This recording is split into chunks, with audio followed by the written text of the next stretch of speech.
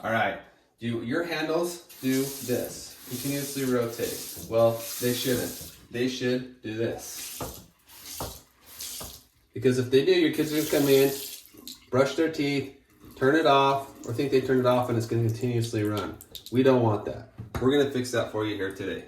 All right, the reason why this is loose is because this screw or this knob here, handle, is untightened on this one here below. So you're gonna wanna take your hand, hold on to this, untighten this a little bit more so it fully comes off like that.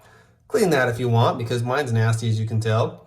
And then put it back on and then turn it this way, holding on to this.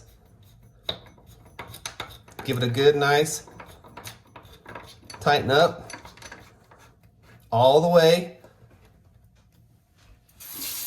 And there you go. Nice and tight. Not going all the way around, leaving leaks for you to have to pay more money on. All right, there you go. There's another problem fixed. Thanks for watching. Remember, like and subscribe.